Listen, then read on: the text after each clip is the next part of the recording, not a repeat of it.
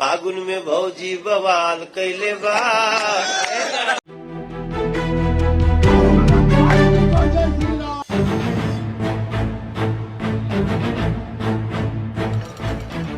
दोस्तों, कभी प्लेटफॉर्म पर सोने वाले मनोज तिवारी आज करोड़ों की प्रॉपर्टी के मालिक हैं। एक गायक भी हैं, एक अभिनेता भी हैं, सांसद भी हैं और सुपरस्टार भी हैं। मनोज तिवारी की जिंदगी में जितने ट्विस्ट हैं उतने तो फिल्मों की स्क्रिप्ट में भी नहीं होते।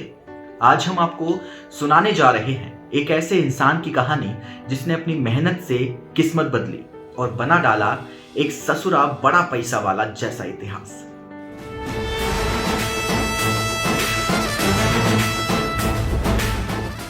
बात है 1 फरवरी 1971 की, वाराणसी यानी भगवान शिव की नगरी।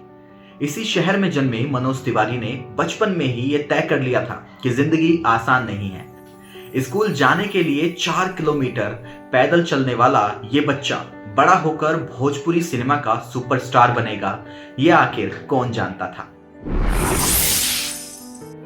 1998 का साल, मनोज तिवारी वाराणसी पहुंचे। सपने बड़े थे लेकिन रहने का ठिकाना तक नहीं था। एक घर मिला लेकिन वो भी ऐसा कि छत गिरने की पूरी गारंटी थी। मनोज खुद मजदूरों के साथ में लग गए, ट्रॉली खींची, ईंटें उठाई और धीरे धीरे वो घर बनाया।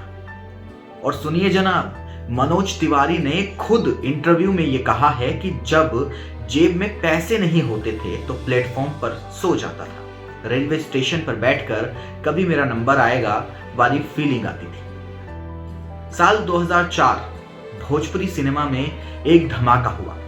मनोज तिवारी की पहली फिल्म आई, ससुरा बड़ा पैसा वाला।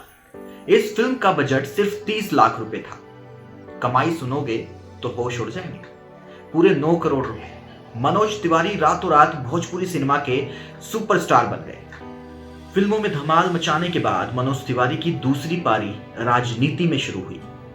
दिल्ली से बीजेपी के लोकसभा सांसद बने और फिर जिंदगी में लग्जरी भी जुड़ गई।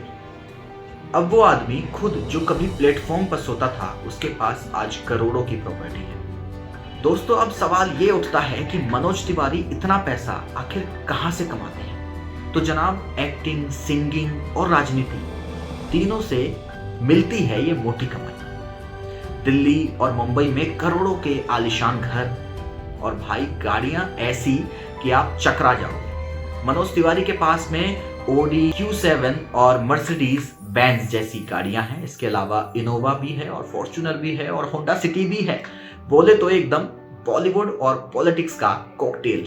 मनोज तिवारी की कहानी हमें यह सिखाती है कि अगर जिंदगी जितनी भी मुश्किल हो जाए, मेहनत और हौसला आपके पास है ना, तो प्लेटफॉर्म से पार्लियामेंट का सफर मुमकिन है।